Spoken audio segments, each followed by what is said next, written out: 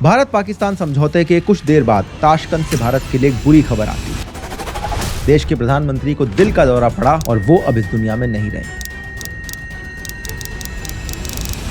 लेकिन भारत में एक भी इंसान ऐसा नहीं था जो इस बात पर यकीन करने को तैयार हो। सबका मानना था कि उन्हें जहर दिया गया है। कितने शर्म की बात है कि इस इंसिडेंट से जुड़ी फाइल्स को आज तक डिक्लासिफाई तक नहीं किया गया। सोचने वाली बात है, अगर उनकी डेथ हार्ट अटैक से नहीं हुई तो सरकार को ये फाइल पब्लिक करने में क्या प्रॉब्लम आ रही है। बीजेपी और कांग्रेस वैसे तो एक दूसरे के कट्टर दुश्मन बने बैठे हैं, लेकिन इन दोनों ने ही लंबे टाइम तक पावर में रहने के बाद भी इन फाइल्स को पब्लिक नहीं किया। शास्त्री जी हमारे देश के दूसरे प्राइम मिनिस्टर थे। सिर्फ 18 महीने पीएम रहे। ये पीएम तब बने जब नेहरू जी की अचानक हार्ट अटैक से डेथ हुई थी और उसके सिर्फ 2 साल पहले हम चाइना से एक वॉर में हारे थे। China declared a unilateral ceasefire. India suffered a traumatic experience. उस टाइम पर देश का मोराल अपने लोएस्ट पॉइंट पर था। हमारा गेहूं तक इंपोर्ट होके आता था और खाने के लाले पड़े थे। तब शास्त्री जी ने बोला, जय किसान। तो वही असली नारा है आज देश की जरूरत के मुताबिक। एक तो जय जवान का और दूसरा जय किसान का। और ये सिर्फ डायलॉग बाजी में नहीं बोला था। अमेरिका के लाल गेहूं को लात मार के देश में ऐसा ग्रीन रेवोल्यूशन करा कि हम अपना गेहूं आज एक्सपोर्ट करने लगे। शास्त्री जी ने जय जवान का भी सिर्फ नारा नहीं दिया था, बल्कि आर्मी के बजट को बढ़ाया था और 65 की लड़ाई में हमारी आर्मी ने पाकिस्तान को लाहौर में घुस के मारा। जब हम ट्रेंच में बैठे थे तो फ्रंटिक कॉल आई, इन्फॉर्मेशन आई कि लाहौर पर कि एक बहुत मार्का का रन पड़ रहा है, खास लाहौर से 20-30 मील इधर उधर, और Indians are about to break in. और अगर इनकी अचानक से डेथ ना हुई होती तो 1960s में ही भारत न्यूक्लियर पावर बन चुका होता। सिर्फ 18 महीने की सरकार में शास्त्री जी ने वो कर दिखाया जो लोग 18 साल की सरकार चलाने के बाद भी नहीं कर पाते हैं। शास्त्री जी का जो रूप निखरा, उसने सारे देश को मुग्ध कर दिया। शास्त्री जी का कद अचानक बहुत ऊंचा हो गया। ऐसे में इनका अचानक से चले जाना पूरे देश के लिए एक बहुत बड़ा शॉक था। अपनी डेथ की रात उन्होंने अपने घर वालों से बात करी थी और कहा था कि मैं लौटकर एक बहुत बड़ी खुशखबरी देना चाहता हूँ। लेकिन इस फोन कॉल के ठीक 18 मिनट बाद उनकी डेथ हो जाती है। तो ऐसी क्या गुड न्यूज थी जो पूरे भारत को देना चाहते थे? शास्त्री जी किस कंडीशन में देश के पीएम बने और 18 महीनों में उन्होंने क्या क्या करके दिखाया? उस रात शास्त्री जी जिस होटल के कमरे में ठहरे थे, उस कमरे में एग्जैक्टली हुआ क्या था? क्यों आज तक इस सरकार की फाइल्स को सरकार डिक्लासिफाई करने से डरती है? मैंने ये सारी चीजें अलग अलग बुक से और उस टाइम के न्यूज रिपोर्ट और मेमोयर से कलेक्ट करी है। कुछ भी अपने मन से इस वीडियो में नहीं बोलने वाला हूँ और जो कुछ भी मैं बताऊंगा आप सुनकर सच में शॉक्ड रह जाओगे। आइए देखते हैं।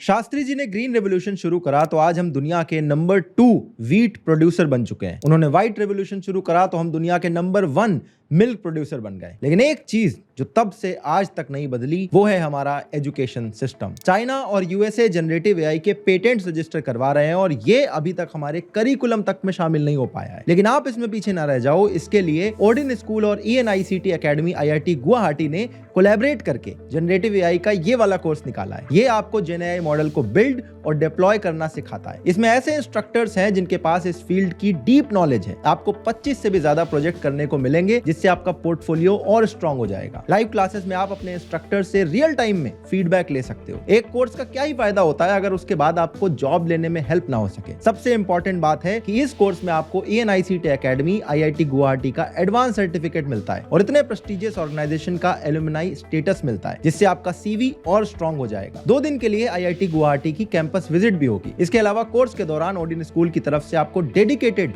जॉब असिस्टेंस मिलती है जिसमें resume building, interview preparation, job referral और एक डेडिकेटेड जॉब एप्लीकेशन पोर्टल शामिल है। ओडिन स्कूल के पास 500 से भी ज्यादा हायरिंग पार्टनर्स हैं जिससे आपको एक लीडिंग कंपनी में जॉब लगने की चांसेस बढ़ जाते हैं। इतने अच्छे कोर्स की फीस है 1.2 लाख रुपीस प्लस GST। लेकिन आपके पास EMI का ऑप्शन भी है, तो जरूरी नहीं है कि आपको एक साथ सारा कुछ पे करना पड़ेगा। इनका अगला बैच 26 अक्टूबर से शुरू हो रहा है और मैं हाईली रेकमेंड करता हूँ कि एक बार इनका लिंक डिस्क्रिप्शन से चेकआउट जरूर कर लें। 62 में इंडिया चाइना की एक वॉर हुई थी और इसमें हम हार गए थे। पूरे देश का कॉन्फिडेंस लोएस्ट पॉइंट पर था। नेहरू जी की जो हिंदी चीनी भाई भाई वाली पॉलिसी थी ये फेल हो चुकी थी और चाइना ने अक्साई चीन में भारत का 38,000 स्क्वायर किलोमीटर का एरिया इलीगली ऑक्यूपाई कर लिया था। पूरे देश का मोराल डाउन था और लगभग 15 साल तक पावर में रहने वाली कांग्रेस अपनी पॉपुलैरिटी के सबसे लोएस्ट पॉइंट पे पहुंच चुकी थी। उस टाइम पर तमिलनाडु के अंदर कांग्रेस की सरकार हुआ करती थी और उसके सीएम थे के कामराज और डीएमके उस टाइम पर एक नई पार्टी बनी थी जो बहुत तेजी से प्रोटेस्ट के जरिए पॉपुलर हो रही थी। लैंग्वेज इशू यहाँ पर एक बहुत बड़ा मूवमेंट बनता जा रहा था, लेकिन ये डीएमके और लैंग्वेज प्रोटेस्ट वाली बात हम आगे डिटेल में डिस्कस करेंगे। अभी देखते हैं कामराज कौन थे। के कामराज उस टाइम पर कांग्रेस के लिए वैसे ही थे जैसे आजकल बीजेपी के लिए अमित शाह है। ये उस टाइम पर एक प्लान बनाते हैं जिसका नाम था कामराज प्लान। ये काफी पॉपुलर प्लान है, आप गूगल करके पढ़ सकते हो। इस प्लान में था कि कांग्रेस को रिवाइव करना है और कामराज के कहने पर कांग्रेस के 6 सीएम और 6 बड़े यूनियन मिनिस्टर एक साथ रिजाइन कर देते हैं। नए सिरे से कैबिनेट में फ्रेश फेसेस को जगह दी जाती है जिससे लोगों में मैसेज जाए कि भाई कांग्रेस अब अपनी गलतियों से सीख रही है और कुछ नया करना चाहती है। कामराज खुद उन 6 सीएम में थे जिन्होंने उस दिन रिजाइन करा था और उसके बाद वो खुद कांग्रेस के प्रेसिडेंट बन जाते हैं। इनके कहने पर जो बड़े बड़े कैबिनेट मिनिस्टर थे जैसे बाबू जगजीवन राम, मोरारजी देसाई, लाल बहादुर शास्त्री, ये सब रिजाइन कर देते हैं। ये सब 1963 में हो रहा था। कैबिनेट के लीडर रिजाइन कर रहे थे लेकिन नेहरू जी पीएम बने रहते हैं। वो कामराज प्लान के फेवर में उतना नहीं थे, लेकिन तब तक वो काफी बीमार रहने लगे थे, इसलिए सारे डिसीजन जो थे वो कामराज जी ले रहे थे। लेकिन इन सब के बीच भी नेहरू जी कहते हैं कि एक चीज आपको मेरी माननी पड़ेगी कि शास्त्री जी को कैबिनेट में वापस लेकर आओ। तो शास्त्री जी वापस कैबिनेट में आते हैं लेकिन उनको कोई मिनिस्ट्री नहीं दी जाती है, एक तरह से de facto deputy prime minister बना दिया जाता है। उधर नॉर्थ ईस्ट में देखें तो भारत में इसी बीच 1 दिसंबर 1963 को नागालैंड एक स्टेट बन जाता है। इसकी डिमांड काफी टाइम से चल रही थी। ये जो नागा हिल्स का पूरा रीजन आप देख रहे हो ये आजादी के टाइम एक सेंट्रली कंट्रोल टेरिटरी था, लेकिन बाद में क्या करते हैं असम का इसे एक डिस्ट्रिक्ट बना दिया जाता है और फिर इसके लिए बहुत प्रोटेस्ट होता है। तो दिसंबर 1963 में फाइनली इसको स्टेट बना दिया गया और ये बहुत बड़ी बात थी। इस मंथ में अगर आप देखो तो नेहरू जी मद्रास, मदुरई, चंडीगढ़, कलकत्ता, बिहार, बॉम्बे हर जगह गए, लेकिन वो नागालैंड नहीं जाते। वहां पर वो प्रेसिडेंट सर्वपल्ली राधाकृष्णन को भेज देते हैं क्योंकि नागालैंड में जो सरकार बनी थी उसके सीएम और जो बाकी मिनिस्टर थे उनको लोकल लोग गद्दार बोल रहे थे। नेहरू जी 10 साल पहले 1953 में नागालैंड गए थे, लेकिन तब भी उनको बहुत ज्यादा प्रोटेस्ट झेलना पड़ा था और स्टेट बनने के बाद भी सिचुएशन उतनी अच्छी नहीं हुई थी। ये बात भी फिलहाल के लिए आप बस याद करके रख लो क्योंकि धीरे धीरे जब स्टोरी आगे बढ़ेगी तो यहां से शास्त्री जी का एक कनेक्शन निकल के आएगा। तो जब नेहरू जी ने शास्त्री जी को कैबिनेट में वापस बुलाया तो उसके बाद उनका सबसे पहला टास्क था कि कश्मीर में जाओ और हजरत बल में जो इशू हुआ है उसको सॉल्व करो। हजरत बल कश्मीर के अंदर ये वाली एक मॉस्क है जो आप देख रहे हो, इसमें एक रेलिक यानी कि एक स्पेशल चीज रखी थी, वो कहीं खो गई थी। इस क्राइसिस को संभालने के लिए शास्त्री जी 27 दिसंबर 1963 को कश्मीर पहुंचते हैं। जैसे ये मिस्टीरियसली रेलिक गायब हुआ था, एक हफ्ते के अंदर ही वो वापस भी आ जाता है। लेकिन जो प्रोटेस्टर्स थे वो अपना प्रोटेस्ट जारी रखते हैं और ये कहते हैं कि जो भी ये रेलिक वापस आया है ये नकली वाला रख दिया गया और असली वाला कोई चुरा ले गया है। और यहाँ पर 50,000 लोगों की भीड़ सड़कों पे उतर आती है।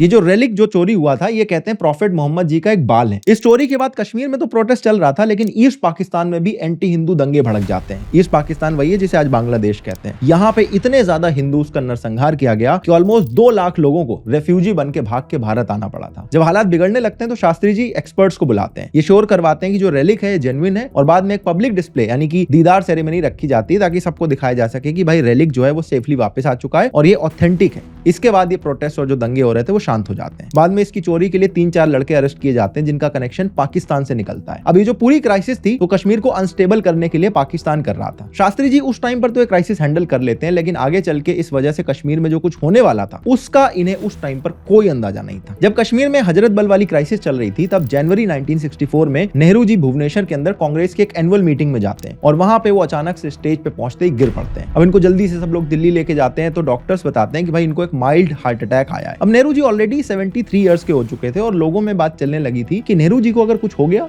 तो फिर अगला पीएम कौन बनेगा। अब भारत में तो लोग इस बात को डायरेक्टली डिस्कस करने से डर रहे थे, लेकिन एक अमेरिकन जर्नलिस्ट था वेल्स हेंगन, वो 1963 में ये वाली किताब लिखता है। इसमें 8 चैप्टर में 8 नाम डिस्कस करता है जो नेहरू जी के बाद पीएम बन सकते हैं। इसमें के मेनन, मोरारजी देसाई, इंदिरा गांधी, इन सब के साथ में लाल बहादुर शास्त्री जी पर भी एक पूरा चैप्टर था। लोगों में बात चल रही थी कि नेहरू जी को अगर अचानक से कुछ हो गया तो जो कम्युनिस्ट लीडर है ये कोई मौका नहीं छोड़ेंगे, देश में प्रोटेस्ट शुरू कर देंगे और एक कम्युनिस्ट रूल देश के अंदर आ जाएगा। और इस बात से लोग डर रहे थे। कुछ लोगों ने यह भी बोलना शुरू कर दिया था कि क्या पता आर्मी देश का टेक ओवर कर दे, जैसे कि पाकिस्तान में सिर्फ 4 साल पहले 1958 में हुआ था, जो जनरल अयूब खान ने किया था। जनरल अयूब खान भी बहुत इंटरेस्टिंग कैरेक्टर है और हमारी स्टोरी में आगे काफी डिटेल में आएगा। और जो हजरत बल इंसिडेंट था, इसके बाद ये क्लियर हो गया था कि नेहरू जी की खराब तबीयत को देख के जो पाकिस्तान है वो कश्मीर को अनस्टेबल करने की पूरी कोशिश कर रहा है। चाइना ने ऑलरेडी 1962 की वॉर में अक्साई चीन पे कब्जा कर लिया था और 48 की वॉर में पाकिस्तान ने भी कश्मीर का जो इतना बड़ा हिस्सा है वो इलीगली ऑक्यूपाई कर लिया था। अब नेहरू जी सोचते हैं कि मेरे जिंदा रहते हुए कश्मीर इशू को सॉल्व करने की लास्ट कोशिश कर ली जाए, और ये सब देखते हुए ये एक बड़ा डिसीजन लेते हैं। इन्होंने शास्त्री जी को आगे किया और एक अनाउंसमेंट करवा दी कि भारत की सरकार शेख अब्दुल्ला पे लगे सारे कश्मीर कॉन्स्पिरेसी चार्जेस को वापस लेती है। शेख अब्दुल्ला जो है वो कश्मीर में बहुत पॉपुलर लीडर थे। 1948 की वॉर के टाइम पर ये नेहरू के दोस्त थे। नेहरू जी ने इन्हें तो अपना ब्लड ब्रदर तक कह दिया था, लेकिन धीरे धीरे इन्होंने आजाद कश्मीर की बात करनी शुरू कर दी और जो इनके नेहरू जी से रिश्ते थे वो खराब होते चले गए। सबसे पहले इनको अगस्त 1953 में अरेस्ट किया गया था और जनवरी 1958 तक ये अरेस्ट रहे थे। इसके बाद ये जैसे ही बाहर निकले फिर से इन्होंने रैली करनी शुरू कर दी, आजाद कश्मीर की बातें करने लगे। तो अप्रैल में फिर से इनको अरेस्ट कर लिया गया और इनके ऊपर पाकिस्तान से मिलकर भारत के अगेंस्ट कॉन्स्पिरेसी करने के चार्जेस लगे थे। 1964 में नेहरू जी ने ये वाले चार्जेस हटा दिए और इनको एक बार फिर से फ्री कर दिया। 8 अप्रैल 1964 को जैसे ही जेल से निकले तो उन्होंने एक बहुत बड़ी स्पीच दी और इसमें इन्होंने भी कहा कि नेहरू जी के सामने अगर कश्मीर का इशू सॉल्व हो जाए तो बेटर रहेगा, नहीं तो इसके बाद में बहुत कॉम्प्लेक्स होता जाएगा। शेख अब्दुल्ला अगले कुछ दिनों तक कश्मीर में रैलीज करते हैं। 23 अप्रैल को वहां पे ईद थी तो वहां पे ईद सेलिब्रेट करते हैं। उसके बाद नेहरू जी के इन्विटेशन पर ये 29 अप्रैल को नेहरू जी से मिलने दिल्ली आते हैं, पालम एयरपोर्ट में लैंड करते हैं। ये उस टाइम की कुछ फोटोज हैं। अगले 4 दिनों तक ये नेहरू जी के घर में 3 मूर्ति भवन के अंदर रुकते हैं। शेख अब्दुल्ला की इस विजिट का बस एक ही मुद्दा था कि कश्मीर इशू को सॉल्व करना है, लेकिन इसको लेकर जनसंघ की तरफ से बहुत प्रोटेस्ट हो रहे थे।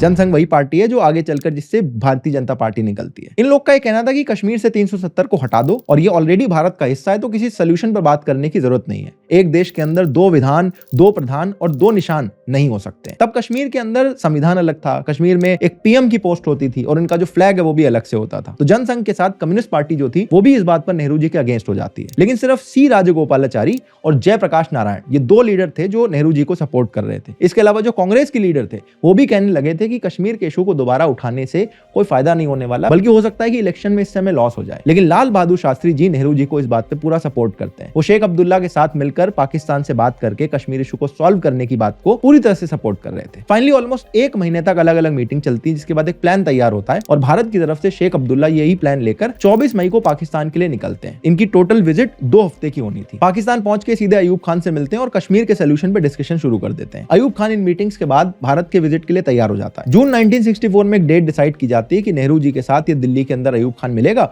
और कश्मीर इशू पर डिस्कशन करेगा। शेख अब्दुल्ला की जो पाकिस्तान विजिट थी वो टोटल 2 वीक की होनी थी, लेकिन सिर्फ 3 दिन बाद नेहरू जी की अचानक से हार्ट अटैक में डेथ हो जाती है और शेख अब्दुल्ला को अचानक से ये ट्रिप बीच में रोककर वापस आना पड़ता है। अगर ये ट्रिप पूरी हो जाती तो शायद कश्मीर इशू पर दोनों देश के लीडर बैठ के बात कर लेते, ना 1965 की वॉर होती और ना ही हमें शास्त्री जी को खोना पड़ता। खैर, जैसे ही नेहरू जी की डेथ होती है, के कामराज फिर से एक स्ट्रेटजिस्ट के रोल में आगे आ जाते हैं। अमेरिकन जर्नलिस्ट वाली जो किताब दिखाई थी मैंने, वही सारे लोग आगे आते हैं और दावा करते हैं कि मैं पीएम बनने के लिए पूरी तरह से फिट हूं। इसमें सबसे आगे थे गुजरात से आने वाले मोरारजी देसाई। इनको ना तो कामराज पसंद करते थे और ना ही कांग्रेस के ज्यादातर लीडर इनके फेवर में थे, क्योंकि ये थोड़े राइट विंग आइडियोलॉजी के इंसान थे। तो इनसे बातचीत करके के कामराज कहते हैं आप अपना नॉमिनेशन वापस ले लो। अभी जो मोरारजी देसाई हैं, इनको ये बात बिल्कुल अच्छी नहीं लगती है। मोरारजी देसाई के साथ आगे चलकर एक बार ये फिर से होता है, जब शास्त्री जी के जाने के बाद फिर से बात हो रही थी कि कौन पीएम बनेगा। इन्होंने फिर से दावा पेश करा, लेकिन तब इनकी जगह इंदिरा गांधी जी को पीएम बना दिया गया था। फिर 1975 की इमरजेंसी में इंदिरा गांधी जी ने इन्हें अरेस्ट करके जेल में डाल दिया था और 77 में जब इलेक्शन हुए तो फाइनली इंदिरा गांधी हारती हैं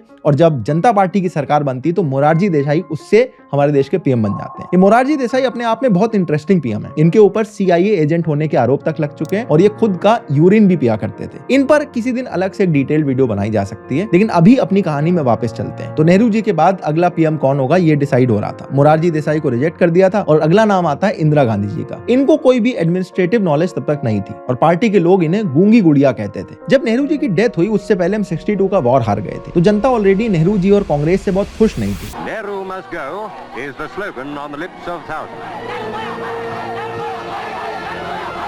इसीलिए उस टाइम पर फैमिली से किसी को पीएम बनाना एक अच्छा डिसीजन नहीं होता। तो कामराज जी फाइनली इनका नाम भी रिजेक्ट कर देते हैं और फाइनली के कामराज जी और बाकी सारे कांग्रेस लीडर मिलके लाल बहादुर शास्त्री जी के नाम पर सहमत हो जाते हैं। 5 फीट 2 इंच लंबे शास्त्री जी बड़े सॉफ्ट स्पोकन थे, नेहरू जी के काफी अच्छे दोस्त थे और कश्मीर इशू पर इनका नेहरू जी के साथ बहुत अग्रीमेंट भी था। तो पार्टी को लग रहा था कि ज्यादा फायर ब्रांड लीडर नहीं है तो इन्हें कंट्रोल करना भी ईजी रहेगा और इसी तरह से नेहरू जी की डेथ के 6 दिन बाद 2 जून 1964 को शास्त्री जी देश के प्राइम मिनिस्टर बन जाते हैं। Lal Bahadur Shastri, a 59-year-old minister without portfolio.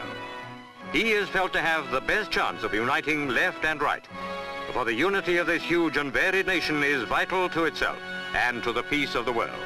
Morarji Desai को कैबिनेट तक में जगह नहीं मिलती क्योंकि वो अपने लिए नंबर 2 की पोजीशन मांग रहे थे। इंदिरा गांधी जी को आईएनबी मिनिस्टर बनाया जाता है ताकि जो सरकार की मैसेजिंग वगैरह हो या जो टीवी रेडियो के प्रोग्राम हो उस पर गांधी फैमिली का पूरा कंट्रोल रहे। हालांकि उस टाइम पे सोशल मीडिया वगैरह नहीं था तो आईएनबी मिनिस्ट्री ज्यादा पावरफुल नहीं थी। नेहरू जी 3 मूर्ति भवन में रहते थे लेकिन शास्त्री जी को यहाँ पर रहने नहीं दिया जाता है। कहते हैं कि यहाँ पर नेहरू जी का म्यूजियम बनेगा। बाद में इंदिरा गांधी जी भी पीएम बनने के बाद यहीं पर रहती थी और अब पीएम मोदी ने यहाँ पर देश के सारे प्राइम मिनिस्टर्स का एक म्यूजियम बनवा दिया है। शास्त्री जी जब पीएम बने तो देश में हर तरफ आग लगी हुई थी। अगर आप ध्यान से देखो तो कश्मीर जल रहा था। अयूब खान नेहरू जी से मीटिंग करने के लिए राजी हो गया था लेकिन जैसे शास्त्री जी पीएम बन जाते हैं तो जून में अपनी इंडिया वाली विजिट कैंसिल कर देता है। उल्टा कश्मीर पर हमले की साजिश करने लगा था। चाइना से हम ऑलरेडी रिसेंटली एक वॉर हारे थे। नागालैंड में खुद नेहरू जी नहीं जाना चाह रहे थे। सदर्न स्टेट में एंटी हिंदी प्रोटेस्ट बहुत तेज हो रहे थे। देश में मिल्क प्रोडक्शन को लेकर कोई स्ट्रक्चर्ड बॉडी नहीं थी। हम इतना कम गेहूं उगा रहे थे कि हमें अमेरिका के इंपोर्ट पर निर्भर रहना पड़ता था। उधर चाइना न्यूक्लियर टेस्ट करने की तैयारी कर रहा था और तब तक हम एक न्यूक्लियर पावर तक नहीं थे। उधर आप यूएस और सोवियत यूनियन को देखो तो उनके बीच कोल्ड वॉर चल रही थी। पूरी दुनिया इस टाइम पर 2 खेमों में बट चुकी थी और इसके बीच भारत दोनों देशों से बैलेंस बनाने की कोशिश कर रहा था। शास्त्री जी सिर्फ 18 महीने के लिए पावर में थे और आप देख के शॉक्ड रह जाओगे आगे कि कैसे इन्होंने इतने सारे इश्यूज को सिर्फ 18 महीने में फिक्स करके रख दिया। पीएम बनने के तुरंत बाद शास्त्री जी के पास सबसे पहला चैलेंज था नागालैंड में रेबेल फोर्सेस के साथ डील करके एक सोल्यूशन निकालना। नागालैंड भारत का स्टेट तो बन गया था लेकिन जो अंडरग्राउंड फोर्सेस थी वो अभी भी इसको एक सेपरेट कंट्री मानती थी। जहां पर नेहरू जी खुद नहीं जाना चाह रहे थे वहां पर शास्त्री जी ने एक पीस मिशन यहां पर भेजा जिसमें रेव माइकल स्कॉट, जयप्रकाश नारायण और असम के सीएम बीपी चलिहा थे। 6 सितंबर 1964 को ये दोनों साइड के लोग एक पीस ट्रीटी साइन करते हैं। इसके बाद जो रेबल फोर्सेस और भारत सरकार इनके बीच में बात शुरू हो जाती है। ये पूरा जो इशू था वो शास्त्री जी के सामने सॉल्व तो नहीं हो पाया लेकिन फिलहाल के लिए बातचीत शुरू होने से जो वायलेंस का खतरा था वो नागालैंड से पूरी तरह से गायब हो गया था। नागालैंड का इशू जल्दी सॉल्व करना जरूरी था क्योंकि जो चाइना है वो ऑलरेडी कश्मीर का एक पार्ट ले चुका था और नॉर्थ ईस्टर्न पार्ट पर उसकी नजर थी। सितंबर में जैसे पीस ट्रीटी साइन होती है इसके अगले महीने चाइना ने एक और प्रॉब्लम खड़ी कर दी। 16 अक्टूबर 1964 को चाइना ने अपना पहला न्यूक्लियर टेस्ट करा और वो एक न्यूक्लियर पावर नेशन बन गया। Our nation successfully explodes its second nuclear bomb in the sky over the western part of our country. ये बात भारत के लिए डेंजरस थी क्योंकि तब तक हमारे पास न्यूक्लियर पावर नहीं थी। इसके तुरंत बाद भारत में भी न्यूक्लियर बॉम्ब डेवलप करने की बात शुरू हो जाती है। इसके 8 दिन बाद 24 अक्टूबर को होमी जहांगीर भाभा जी रेडियो पर एक जाकर इंटरव्यू देते हैं। वहां पे कहते हैं कि पूरी दुनिया को न्यूक्लियर पावर तो छोड़ देनी चाहिए लेकिन जब तक ऐसा नहीं होता है तब तक भारत को भी एक न्यूक्लियर पावर बनने पर काम करना चाहिए। Good morning. This is Homi Bhabha, Chairman of the newly established Atomic Energy Commission of India. Today, as I speak to you, I make a solemn promise that India's first nuclear reactor will be ready in 5 years.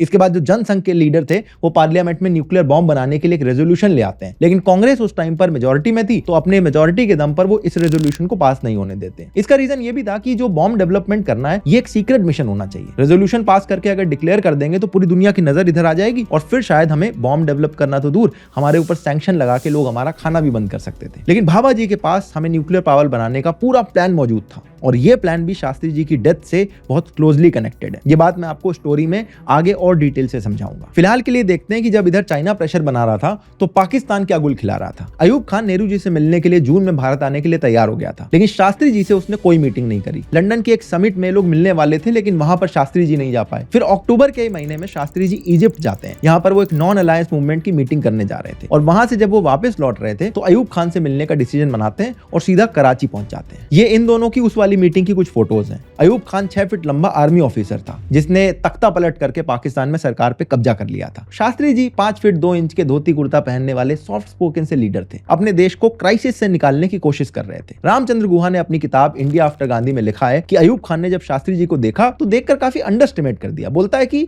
अच्छा ये है क्या वो इंसान जिसने नेहरू को succeed करा है। और इस कमेंट में अयूब खान का इंटेंशन साफ साफ दिखाई दे रहा था लेकिन शास्त्री जी इस बात से उस टाइम पे बिल्कुल अनजान थे। शास्त्री जी के पास करने को बहुत सारा काम था और टाइम बहुत ही कम। इसी अक्टूबर के महीने में शास्त्री जी ने गुजरात के आनंद में जाकर अमूल कैटल फीड फैक्ट्री को इनॉग्रेट करा और वापस दिल्ली आके इन्होंने कहा कि एक नेशनल डेयरी डेवलपमेंट बोर्ड बनाना चाहिए और फिर ये अगले साल 1965 में गुजरात के अंदर आनंद में ही स्टैब्लिश हो जाता है। देखिए, भारत में दूध दही हमेशा से रहा है, लेकिन एनडीडीबी बनने से हुआ ये कि पूरा ऑर्गेनाइज तरीके से होने लगा और आज के टाइम हम दुनिया का 1/4 मिल्क प्रोड्यूस कर रहे हैं और इसमें हमारी पोजीशन नंबर 1 है और इसके लिए सारा का सारा क्रेडिट शास्त्री जी के व्हाइट रेवोल्यूशन को जाता है। लेकिन प्रॉब्लम ये थी कि शास्त्री जी इतना कुछ करना चाह रहे थे, लेकिन दिक्कतें सिर्फ चाइना या पाकिस्तान जैसे पड़ोसियों से नहीं थी, दिक्कत देश के अंदर रहने वाले लोगों से भी थी। याद है शुरू में मैंने बोला था कि डीएमके वाली बात याद रखना, लैंग्वेज प्रोटेस्ट के बारे में बताऊंगा, अब आ गया उसका टाइम। लेकिन इसके पहले थोड़ी सी बैक स्टोरी समझ लो। जब 1949 में कॉन्स्टिट्यूएंट असेंबली ने संविधान लिखा तो एक सवाल आया कि इंग्लिश तो अंग्रेजों की लैंग्वेज है, इसलिए देश के पास कोई एक ऐसी ऑफिशियल लैंग्वेज होनी चाहिए जैसे कि France, Germany, Japan, China in लोग के पास है। क्योंकि देश में मेजॉरिटी पॉपुलेशन हिंदी बोलती थी, इसलिए देश की ऑफिशियल लैंग्वेज को हिंदी सेलेक्ट कर लिया गया और 26 जनवरी 1950 को यह बात लागू हो जानी थी। लेकिन सदर्न स्टेट जो थे वो इसके लिए राजी नहीं होते हैं, तो ये जो डिसीजन है इसको 15 साल के लिए आगे डेफर कर दिया जाता है। इन 15 सालों में हिंदी के साथ इंग्लिश भी ऑफिशियल लैंग्वेज की तरह चल रही थी। अब 1965 में इसकी एक डेडलाइन थी, तो तमिलनाडु में इसके अगेंस्ट जो डीएमके है वो प्रोटेस्ट करना शुरू कर देती है। डीएमके ने प्रोटेस्ट 1956 से ही शुरू कर दिए थे और इनकी डिमांड थी कि तमिलनाडु को एक अलग से देश बना दिया जाए। लेकिन जब 62 की वॉर हुई तो उसके बाद अलग देश की जो डिमांड थी वो इन्होंने कम कर दी, लेकिन एंटी हिंदी प्रोटेस्ट और तेज कर दिए। डीएमके के लीडर सीएन अन्नादुराई ने यह तक बोल दिया था कि अगर हिंदी को इसलिए सेलेक्ट किया जा रहा है क्योंकि इसके बोलने वाले ज्यादा हैं, तो फिर नेशनल बर्ड मोर की जगह कौवे को बना दो, क्योंकि देश में कौवे की भी संख्या ज्यादा है। नेहरू जी ये सब देख रहे थे तो 1963 में हिंदी को लाने की एक और कोशिश करते हैं। यहाँ पर एक ऑफिशियल लैंग्वेज एक्ट बनाते हैं जिसके थ्रू इन्होंने लिखा था कि ऑफिशियल कम्युनिकेशन के लिए इंग्लिश में be used along with Hindi. तो कुछ लोगों ने इसको ऐसे इंटरप्रेट करा कि हिंदी के साथ इंग्लिश भी यूज होती रहेगी, लेकिन कुछ लोग कहते हैं कि में लिखा है, शैल नहीं लिखा है, इसका मतलब इंग्लिश यूज की भी जा सकती है और नहीं भी की जा सकती है। 1965 में रिपब्लिक डे के दिन इस बात का फैसला होना था कि देश की ऑफिशियल लैंग्वेज हिंदी बनेगी या नहीं। तो उसके 10 दिन पहले डीएमके लीडर सी अन्नादुराई जो है शास्त्री जी को एक लेटर लिखते हैं कि हिंदी ऑफिशियल लैंग्वेज बनी तो डीएमके वाले 26 जनवरी को मातम दिवस डिक्लेयर कर देंगे। इन्होंने ये भी लिखा कि हम भी रिपब्लिक डे बाकी लोगों की तरह मनाना चाहते हैं, तो हिंदी वाला जो डिसीजन है इसको अगर आप 10 दिन से डिले कर दो तो ज्यादा बेटर रहेगा, हम भी सबके साथ रिपब्लिक डे सेलिब्रेट कर सकते हैं, उसके बाद अपना प्रोटेस्ट जारी रखेंगे। शास्त्री जी ने लेकिन कहा कि 26 जनवरी के दिन को ही हम हिंदी को ऑफिशियल लैंग्वेज बनाएंगे और इस डिसीजन से वो पीछे नहीं हटते। उधर जो डीएमके है उसने भी तमिलनाडु में कैंपेन शुरू कर दी थी। हिंदी के पुतले जलाए जाने लगे, कॉन्स्टिट्यूशन के पन्ने जलाए जाने लगे, रेलवे स्टेशन, पोस्ट ऑफिस, हर जगह जो हिंदी के साइन थे उनको हटाया गया, उन पर कालिक पोत दी गई। हड़ताल, बंद, टीयर गैस, पुलिस और प्रोटेस्टर्स के बीच में मारपीट, हर कुछ होने लगा। अभी नेहरू जी को गए बस 7 महीने हुए थे। शास्त्री जी ऑलरेडी पड़ोसियों से लड़ रहे थे, व्हाइट रेवोल्यूशन लाने की कोशिश कर रहे थे, लेकिन हमारे सदर्न स्टेट्स ये सारे काम करने में बिजी थे। रिपब्लिक डे आया तो 2 लोगों ने मद्रास में खुद को आग लगा ली। 3 दिन बाद तिरुचिरापल्ली में 20 साल के एक लड़के ने जहर खा लिया और ये सब वो एंटी हिंदी प्रोटेस्ट के लिए कर रहे थे। पुलिस स्टेशन फूंक डाले गए, बसेस में आग लगा दी गई, पुलिस की फायरिंग में मासूम लोगों की भी जान चली गई। और ये सब देखते हुए 31 जनवरी को कांग्रेस के जो प्रेसिडेंट है के कामराज, इनके साथ कांग्रेस के जो बाकी कुछ स्टेट के सीएम और यूनियन मिनिस्टर थे, ये कर्नाटका के अंदर एक मीटिंग करते हैं और यहाँ पे डिसाइड करते हैं कि जो हिंदी को ऑफिशियल लैंग्वेज बनाने का फैसला है इसको वापस लेना बेटर डिसीजन होगा। मोरारजी देसाई लेकिन इनके साथ नहीं थे। उनका यह मानना था कि अगर तमिलनाडु के लोग हिंदी सीख लेते हैं तो पूरे देश में इनका इन्फ्लुएंस बढ़ेगा। वो इस बात से भी दुखी थे कि ये लैंग्वेज वाला जो फैसला है अगर 1950 में ही ले लिया जाता तो शायद इतने ज्यादा एंटी हिंदी प्रोटेस्ट बढ़ ही ना पाते। मोरारजी का मानना था कि अंग्रेजी जैसी फॉरेन लैंग्वेज जो हमारे ऑपरेसर ने हमें दी है उसको अपनी लैंग्वेज से ऊपर रखना एक कोरी बेवकूफी है। तो एक तरह से मोरारजी देसाई शास्त्री जी को काफी सपोर्ट कर रहे थे, लेकिन कांग्रेस के प्रेसिडेंट और बाकी सारे लीडर इनके अगेंस्ट चले जाते हैं। इसके बाद मद्रास से आने वाले 2 कांग्रेस के यूनियन मिनिस्टर रिजाइन तक कर देते हैं और फाइनली शास्त्री जी ने 11 फरवरी को ऑल इंडिया रेडियो में एक स्पीच देते हुए कहा था कि हिंदी के साथ जो इंग्लिश है उसको भी यूज किया जा सकता है। आप लोग जब तक चाहे तब तक आप इसे यूज कर सकते हैं, कोई इसकी डेडलाइन नहीं होगी। सेंट्रल गवर्नमेंट जो अपना सारा काम है वो इंग्लिश में करेगी, सारे स्टेट इंग्लिश के साथ कोई भी एक लैंग्वेज को सेलेक्ट कर सकते हैं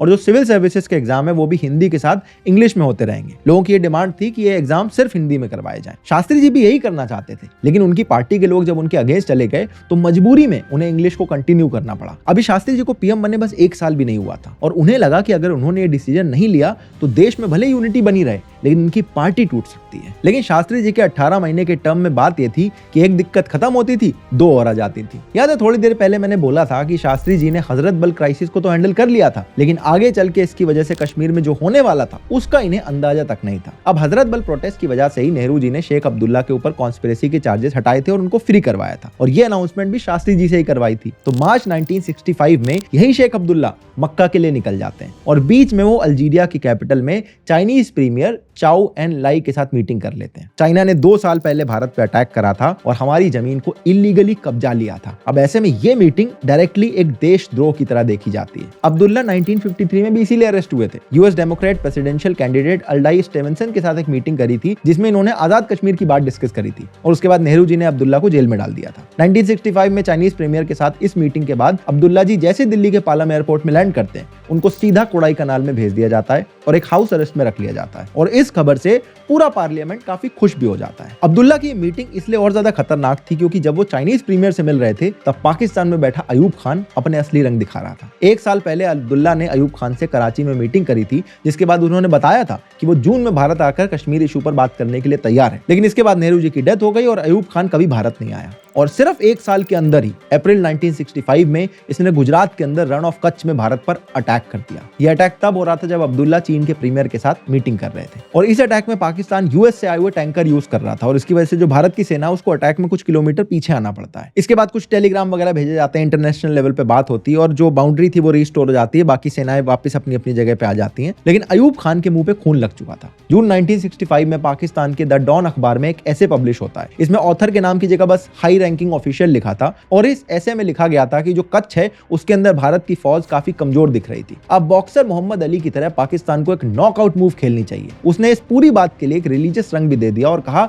कि हिंदूज का जो मोराल है वो 2-4 हार्ड पंचेस भी बर्दाश्त नहीं कर पाएगा। जनरल अयूब को भी लग रहा था कि शेख अब्दुल्ला अरेस्ट हो चुके हैं तो कश्मीर में जो लोग बैठे हैं वो नाराज होंगे तो भारत के अगेंस्ट प्रोटेस्ट कर देंगे और भारत की सेना ने भी जब कच्छ के अटैक के बाद कोई अग्रेसिव जवाब नहीं दिया तो उसने भारत की सेना को भी अंडरएस्टिमेट करा। नेहरू जी की जगह एक soft spoken Shastri ji leader है तो उसको लगा कि ऑलरेडी इंटरनल इश्यूज में इतना ज्यादा बिजी है, ये भी कुछ नहीं कर पाएंगे। भारत पर हमले का ये एकदम परफेक्ट समय था उसके हिसाब से। उसने फेमसली बोला था कि इस बार सीधा जीटी रोड से जाऊंगा और दिल्ली को कब्जा लूंगा। इसके बाद पाकिस्तान भारत पर पहला अटैक करता है अगस्त के फर्स्ट वीक में। इसका नाम था ऑपरेशन जिब्राल्टर। लेकिन यहाँ पर आर्मी सीधा सीधा अटैक नहीं करती है। अयूब खान ने कुछ 1948 वाली वॉर की तरह यूज करा था ट्राइबल्स को। उसने बॉर्डर के इस वाले पॉइंट से भारत में इनको भेज दिया और इनका एम ये था कि कश्मीर में जाओ और अलग अलग जगह पे जो ब्रिजेस हैं, गवर्नमेंट बिल्डिंग है, आर्मी के इंस्टॉलमेंट हैं, उनको बॉम्ब से उड़ाना शुरू कर दो, आर्मी की सप्लाई को पूरी तरह से तोड़ दो। उसका ये एम था कि कश्मीर में इतना ज्यादा कंफ्यूजन और अनरेस्ट शुरू हो जाएगा कि आर्मी को लगेगा कि कश्मीर वाले प्रोटेस्ट कर रहे हैं और फिर यहाँ पे दंगे भड़क जाएंगे। रेडियो पाकिस्तान से भी यही खबर चलाई गई कि कश्मीर के अंदर दंगे भड़क गए हैं। पूरी कोशिश वो ये कर रहा था कि ऐसा दिखाने की कि सब कुछ लोकल कश्मीरी कर रहे हैं, लेकिन कश्मीरी लोगों ने इन सारे घुसपैठियों को पकड़ा और पुलिस और आर्मी को देना शुरू कर दिया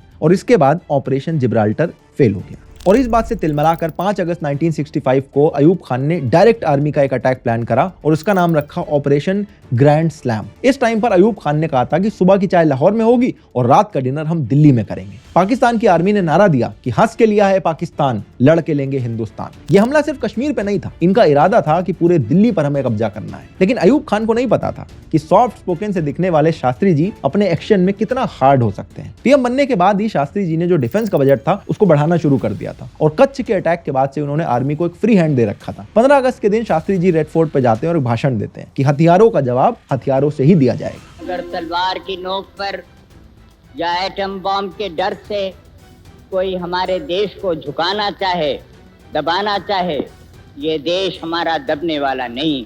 तो एक सरकार के नाते हमारा क्या जवाब हो सकता है सिवाय इसके कि हम हथियारों का जवाब हथियारों से दें। भारत की फौज ने उरी सेक्टर पर जवाबी हमला करा और हाजी पीर जो पीक है उसको कैप्चर कर लिया। ये काफी स्ट्रेटेजिक पॉइंट था पाकिस्तान के लिए, जहां से इन्फिल्ट्रेटर्स को ट्रैक करना बहुत इजी हो जाता है। 31 अगस्त की रात को डिनर के टाइम पर शास्त्री जी को डिफेंस फोर्सेस के चीफ आते हैं और बताते हैं कि 1 तारीख को पाकिस्तान के टैंक हमारे ऊपर बड़ा हमला करने वाले हैं और कश्मीर से भारत को काटने की इनकी पूरी तैयारी है। और एग्जैक्टली यही होता है। 1 सितंबर को पाकिस्तान भारत पे बड़ा हमला करता है चंब वाले रीजन में और 5 सितंबर आते आते पाकिस्तान और भारत की जो आर्मी है और जो एयरफोर्स है वो अखनूर रीजन में बहुत तेजी से एंगेज हो जाती है। पाकिस्तान हमारा 37 स्क्वायर किलोमीटर का जो एरिया था बॉर्डर के अंदर, वहां पे आ चुका था। फ्लाइट लेफ्टिनेंट पठानिया ने एक सैबर को अखनूर ब्रिज की तरफ जाते देखा तो उसके पीछे लग गए। लो लेवल डॉग फाइट में पठानिया ने बड़ी होशियारी से उस सैबर को मार गिराया और पाकिस्तान इसे अपनी एक विक्ट्री समझ रहा था। लेकिन इसे कहां पता था कि 1 सितंबर को शास्त्री जी ने भारत की फौज को ऑलरेडी बोल दिया है कि इस बार डिफेंसिव नहीं खेलना है,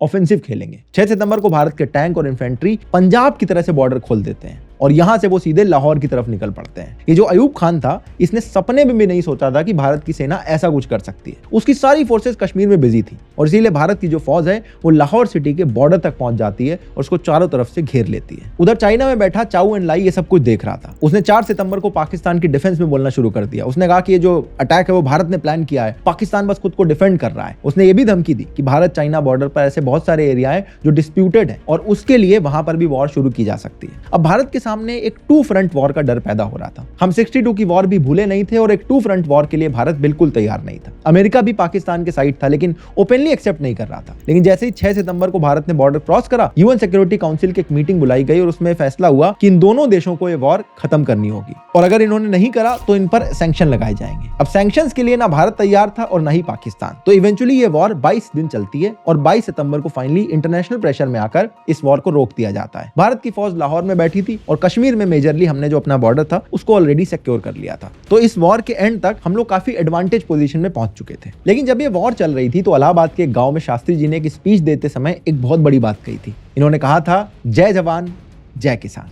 आपसे कहूंगा कि 2 नारे आज लगें। 2 नारा अगर आप लगाएं तो वही असली नारा है आज देश की जरूरत के मुताबिक। एक तो जय जवान का और दूसरा जय किसान का। ये सिर्फ उन्होंने डायलॉग बाजी में नहीं बोला था बल्कि उन्होंने इसको फॉलो किया था। इस वॉर के 1 साल पहले जब वो पीएम बने थे तो उनका सबसे पहला डिसीजन था कि एग्रीकल्चर और डिफेंस के बजट को बढ़ाया जाए। जब वॉर चल रही थी तो उस टाइम पर जो हमारा गेहूं है वो यूएसए से आता था और यूएस वाले पाकिस्तान को पीछे से सपोर्ट कर रहे थे, तो इन्होंने सैंक्शन लगा के हमारे गेहूं भेजने कम कर दिए। तब शास्त्री जी ने एक स्पीच में कहा था कि हर सोमवार को आज से मैं व्रत रहूंगा और उन्होंने पूरे देश से भी कहा था कि प्लीज हर हफ्ते एक सोमवार का व्रत आप जरूर रखिए। और उसके बाद ये व्रत था सोमवार वाला, इस शास्त्री व्रत के नाम से बहुत फेमस हो गया था। आप किसी भी अपनी दादी वगैरह से पूछोगे वो आपको बताएंगे कि वो भी इस तरह का व्रत रहा करती थी। और सबसे बड़ी दिक्कत की बात थी, जैसे ही शास्त्री जी पीएम बने 64 में पूरे देश में सूखा पड़ गया था। जब 1965 की वॉर शुरू हुई तब एक और सूखा पड़ गया और ये सब देखते हुए शास्त्री जी ने कहा कि जो नेशनल एग्रीकल्चर प्रोडक्ट बोर्ड है इस एक्ट को पास किया जाए। इससे फूड कॉर्पोरेशन ऑफ इंडिया, जिसे एफसीआई कहा जाता है, वो तब भारत में सेटअप करी गई थी और इन्हीं के एक्शन की वजह से देश में जो ग्रीन रेवोल्यूशन है वो शुरू हुआ था। फार्मर्स को अलग अलग सब्सिडी देना, सस्ती खाद देना, एमएसपी देना, ये सब काम शुरू किया गया। पहले हम अमेरिका से गेहूं लेने के लिए लाइन लगाते थे और आज हम पूरी दुनिया में गेहूं को एक्सपोर्ट कर रहे हैं। वो बात अलग है कि शास्त्री जी के जाने के बाद ग्रीन रेवोल्यूशन पर इतनी पॉलिटिक्स खेली गई है, उससे ऐसे वोट बटोरे गए कि आज पंजाब का वाटर लेवल पूरी तरह से बिगड़ चुका है। हमारे खाने में केमिकल के जहर मिलता जा रहा है। लेकिन इस पे कभी एक और वीडियो में बात की जा सकती है। अभी आते हैं अपनी वॉर पे वापस। फाइनली 22 दिन के बाद जब ये वॉर खत्म हो गई तो शास्त्री जी ने रामलीला मैदान में एक स्पीच दी और यहाँ पर वो कहते हैं कि अयूब खान को बड़ा दिल्ली घूमने का शौक था, तो हमने सोचा इन्हें इतनी क्यों दिक्कत करनी, हम जाके खुद ही उनसे लाहौर में मिलाते हैं। पाकिस्तान में बैठा बैठा अयूब खान ये सब देख रहा था और चिढ़ रहा था। अब सितंबर में वॉर तो रुक गई थी लेकिन जो फाइनल एग्रीमेंट है वो होना अभी बाकी था और उसके लिए कुछ महीनों तक सोवियत यूनियन ने भारत और पाकिस्तान के बीच में मीडिएटर की तरह काफी सारे राउंड्स ऑफ नेगोशिएशन और डिस्कशन वगैरह करवाए। फाइनली एक ट्रीटी तैयार होती है और इस ट्रीटी पर 10 जनवरी 1966 को ताशकंद में साइन होना था। ताशकंद एक जगह का नाम है जो उज्बेकिस्तान में पड़ती है। अब इसीलिए इसका नाम था वो ताशकंद समझौता पड़ जाता है। इसकी कंडीशन थी कि दोनों देशों की जो आर्मीज हैं वो अपने पुराने एरिया ऑफ कंट्रोल पे लौट जाएंगी, मतलब जो हमारा एडवांटेज था वो हमें थोड़ा वापस करना पड़ेगा और दोनों देश एक दूसरे के इंटरनल मैटर में इन्वॉल्व नहीं होंगे, मतलब कि कश्मीर के ऊपर पाकिस्तान अब ज्यादा बात नहीं कर सकता है। जितने प्रिजनर ऑफ वॉर पकड़े हैं वो एक्सचेंज किए जाएंगे, ट्रेड वगैरह दोबारा से खोल दिया जाएगा। शास्त्री जी ने अपनी लाइफ में जो आखिरी सिग्नेचर है वो इसी ट्रीटी के ऊपर किया था और इसी दिन रात को 1:22 पर शास्त्री जी ने आखिरी सांसें ली थी। शास्त्री जी की डेथ का ऑफिशियल रीजन है हार्ट अटैक, लेकिन उस दिन एग्जैक्टली क्या हुआ था इस इंफॉर्मेशन को आज तक डीक्लासिफाई नहीं किया गया है। उस दिन के बारे में जितना कुछ अलग अलग सोर्सेज में लिखा है वो यही इशारा करता है कि इसके पीछे किसी का हाथ हो सकता है और ऐसा इसलिए है क्योंकि जनवरी 1966 में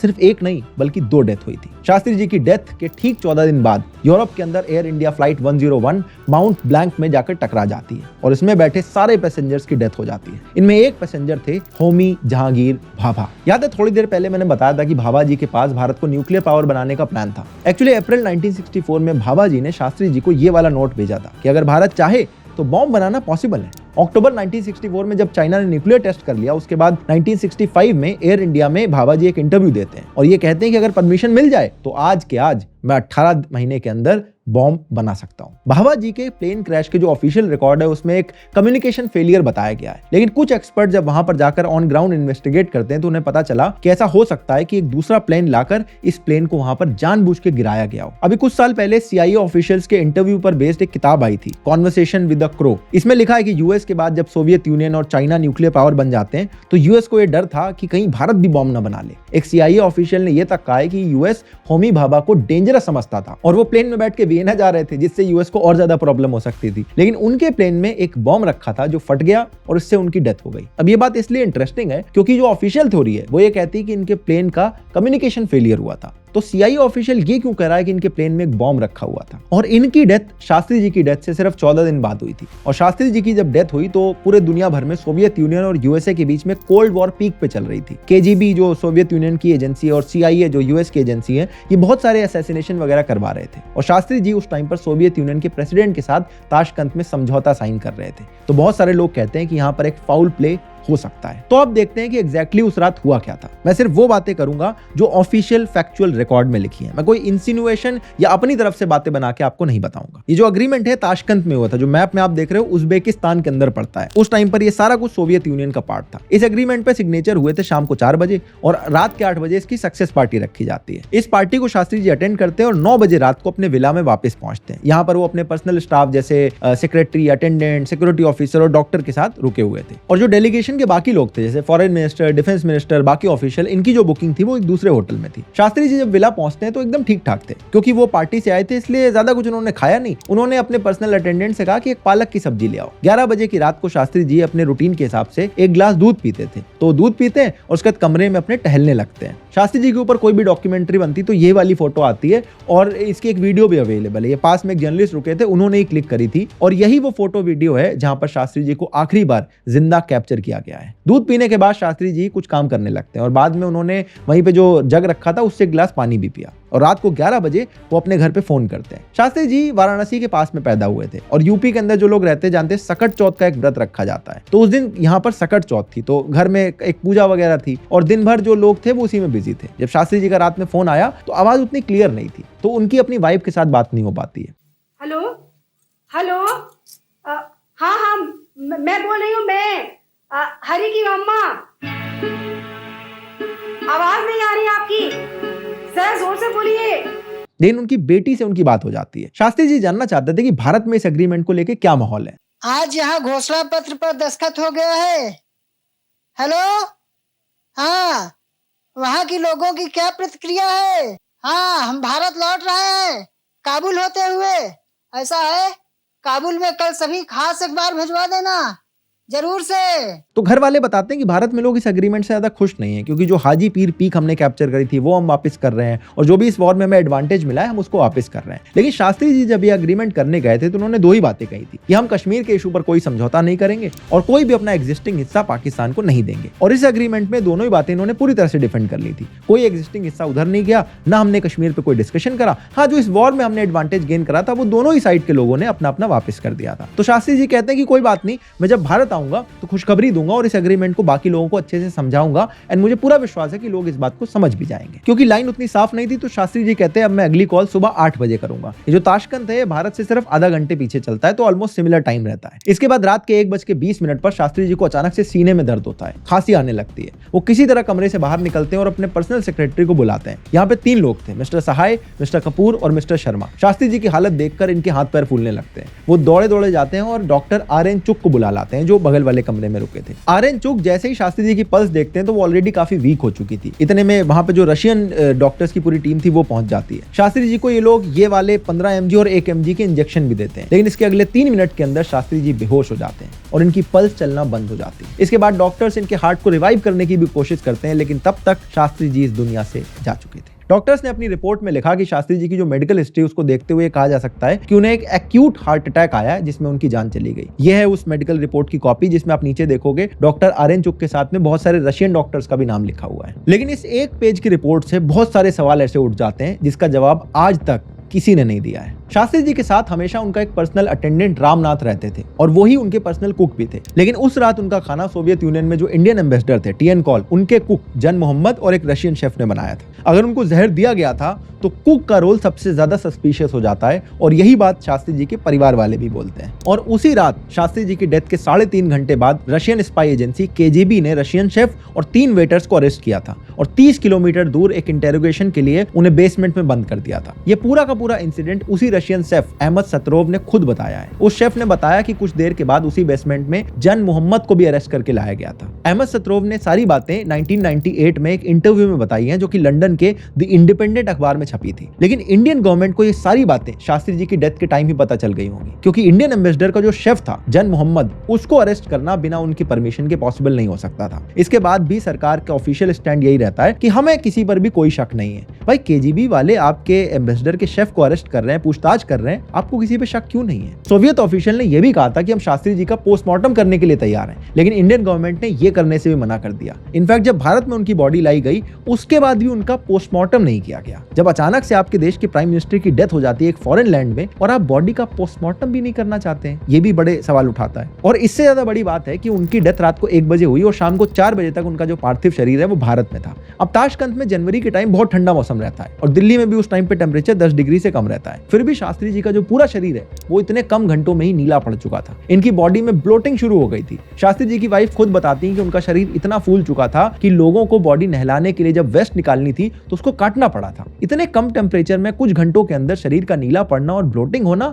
ये बहुत अबनॉर्मल बात थी। और इसके बाद भारत की सरकार कह दे कि हम पोस्टमार्टम भी नहीं करवाना चाहते, ये और ज्यादा अबनॉर्मल था। इन्हीं सारी चीजों ने जहर देने वाली जो थ्योरी है उसको और स्ट्रॉन्ग बना दिया। इसके अलावा शास्त्री जी के पेट में और गर्दन के पीछे वाले पार्ट में कट मार्क्स भी थे। इसके बारे में दिल्ली कांग्रेस के जो चीफ थे जगदीश कोडेसिया ये भी अपनी किताब में लिखते हैं। शास्त्री जी की फैमिली ने उस टाइम पर पोस्टमार्टम की रिक्वेस्ट भी की थी, लेकिन उन्हें ये बोल के मना कर दिया गया कि इससे जो इंटरनेशनल रिलेशन है हमारे वो खराब हो जाएंगे। और सबसे शॉकिंग बात यह है कि शास्त्री जी की डेथ से जुड़ी कोई भी इंफॉर्मेशन सरकार के पास है ही नहीं। 2009 में जब एक आरटीआई डाली गई तो फॉरेन मिनिस्ट्री ने बोला कि हमारे पास शास्त्री जी की डेथ से रिलेटेड कोई फाइल नहीं है। दिल्ली पुलिस के पास भी इसकी कोई फाइल नहीं है। इसके बाद एक और आरटीआई डाली गई तो जवाब आया कि एक फाइल है, लेकिन वो पब्लिक करने से जो हमारे इंटरनेशनल रिलेशन है वो खराब हो जाएंगे, इसलिए हम वो आपको नहीं दे सकते। इनकी डेथ के तुरंत बाद अटल जी ने पार्लियामेंट के अंदर भी सवाल उठाया था और जो कम्युनिस्ट लीडर थे वो भी सरकार से जवाब मांग रहे थे, लेकिन सरकार ने कहा कि हमें किसी पर भी कोई शक नहीं है। फिर 1970 आया जब गांधी जी की डेथ के ऊपर जीवन लाल कमेटी बन रही थी। तब आवाज उठी कि सुभाष चंद्र बोस जी के ऊपर और शास्त्री जी की डेथ के ऊपर भी कमेटी बननी चाहिए। तो सुभाष चंद्र बोस जी के लिए कमेटी बना दी गई, लेकिन शास्त्री जी के लिए तब भी कोई कमेटी नहीं बनी। दिसंबर 1970 में ये बात आखिरी बार पार्लियामेंट में उठती है, जहां पर सरकार 4 पेज का जवाब देके कहती है कि शास्त्री जी की डेथ के ऊपर किसी भी फाउल प्ले का हमें कोई शक नहीं है। उसके बाद 1971 की वॉर शुरू हो जाती है और धीरे धीरे लोग शास्त्री जी की डेथ को भूल जाते हैं। फिर 1977 में जब इंदिरा गांधी हार जाती है और देश में जनता पार्टी की सरकार आती है, जब मोरारजी देसाई जी पीएम बनते हैं, तो शास्त्री जी की डेथ पर एक जांच के लिए कमेटी बनाई जाती है। अब इस कमेटी के साथ जो हुआ वो और शॉकिंग है। इस कमेटी ने सबसे पहले शास्त्री जी के डॉक्टर आर.एन. चुग और पर्सनल अटेंडेंट रामनाथ को स्टेटमेंट देने के लिए बुलाया। अब क्योंकि यही 2 लास्ट विटनेस थे तो इनके स्टेटमेंट बहुत इंपॉर्टेंट थे। तो अचानक से दिल्ली के अंदर 2 अलग अलग रोड एक्सीडेंट होते हैं और इन दोनों ही लोगों की एक्सीडेंट में डेथ हो जाती है। और उसके बाद इस कमेटी ने क्या रिपोर्ट बनाई, क्या जांच निकाली, ये आज तक पब्लिश नहीं किया गया है। शास्त्री जी के जो मीडिया एडवाइजर थे कुलदीप नैयर, जो खुद एक जर्नलिस्ट हैं और ताशकंद समझौते को कवर करने गए थे, उन्होंने अपनी बायोग्राफी में लिखा है कि शास्त्री जी का पोस्टमार्टम ना करवाए जाना बहुत सवाल खड़े करता है। और ये लिखते हैं कि जो इंडियन एम्बेसडर थे सोवियत यूनियन में टीएन कॉल, वो उन्हें प्रेशराइज कर रहे थे कि जो पॉइजन वाली थ्योरी है इस पर ये कुछ भी ना लिखें। और जो जन मोहम्मद जो कुक था वो टीएन कॉल का ही पर्सनल शेफ था। इन्होंने ही शास्त्री जी के लिए लास्ट मील बनाया था। और उसके बाद जन मोहम्मद का क्या होता है, ये राष्ट्रपति भवन में इनको नौकरी मिल जाती है और टीएन कॉल को सोवियत यूनियन से अपग्रेड करके यूएस का एम्बेसडर बना दिया जाता है। ये जितनी चीजें मैंने आपको बताई, एक एक चीज फैक्चुअल है, मैंने कुछ अपनी तरफ से नहीं बोला है। हर चीज के सोर्सेस मैंने डिस्क्रिप्शन में डाल दिए हैं। और इन्हीं सारी बातों से एक सवाल उठता है कि क्या सच में 10 और 11 जनवरी की रात में शास्त्री जी को हार्ट अटैक आया या वो किसी साजिश का शिकार हो गए। कोई बोलता है कि भारत में कुछ लोगों को शास्त्री जी की बढ़ती पॉपुलैरिटी देखकर पावर अपने हाथ से खिसकती दिख रही थी, इसीलिए उन्होंने ऐसा करवा दिया। कोई बोलता है कि न्यूक्लियर पावर बनने के थ्रेट को देखते हुए भारत यूएसए की नजरों में चुभने लगा था, इसीलिए एक ही मंथ में शास्त्री जी और होमी भाभा दोनों को इन्होंने अपने रास्ते से हटा दिया। कोई तो ये भी बोलता है कि ताशकंद का जो पूरा खेल है वो सोवियत यूनियन ने अपने फायदे के लिए रचा था। वो दुनिया को दिखाना चाहता था कि हम भी इस तरह के समझौते करवा सकते हैं और पाकिस्तान को अपने फेवर में करना चाहता था ताकि वो इसका यूज यूएस के अगेंस्ट स्पाइंग के लिए कर सके। ये समझौता भारत के लिए बिल्कुल फेवरेबल नहीं था और शास्त्री जी को रास्ते से हटाना केजीबी जो रशियन स्पाई एजेंसी है उसके प्लान का हिस्सा था। अब जितने लोग उतने एंगल, सारे लोग अपने अपने हिसाब से अपनी अपनी बात करते हैं और उसमें कुछ भी प्रूफ करने के लिए चेरी पिकिंग कर लेते हैं फैक्ट की। मुझे पर्सनली ऐसा लगता है कि इस पूरे केस में सबसे बड़ा सवाल भारत की सरकार के ऊपर है। अगर उस दिन पोस्टमार्टम हो जाता, अगर टाइम पर एक कमेटी बना के जांच हो जाती, तो शायद आज जो इतनी सारी थ्योरीज चल रही हैं, इनकी बातें हमें करनी ना पड़ती। देश के सेकंड प्राइम मिनिस्टर की एक विदेशी देश में मौत हो जाती है और आज तक हम इसके रीजन पर डिबेट करते रह गए। ये कितनी शर्म की बात है। 18 महीने की सरकार में शास्त्री जी ने देश के अंदर नागालैंड से लेकर सदर्न स्टेट के सारे इश्यूज को सॉल्व करा, चाइना से लेकर पाकिस्तान तक से लड़ गए, लाहौर में घुस के उनको मारा, ग्रीन रेवोल्यूशन और व्हाइट रेवोल्यूशन लेकर आए और हमारा फ्यूचर बदल दिया। एक हारे हुए देश को 1 साल के अंदर ही पूरी एनर्जी से भर दिया। वो जिंदा रहते तो शायद बहुत ही पहले हमें वो न्यूक्लियर पावर भी बना चुके होते। लेकिन उनके साथ हमने क्या किया है? उनका तो बर्थडे भी ऐसे दिन पड़ता है जब 90% लोग सिर्फ गांधी जी को याद कर रहे होते हैं, और उनकी डेथ भी ऐसी हुई कि आज तक उसका सच हमें नहीं पता है।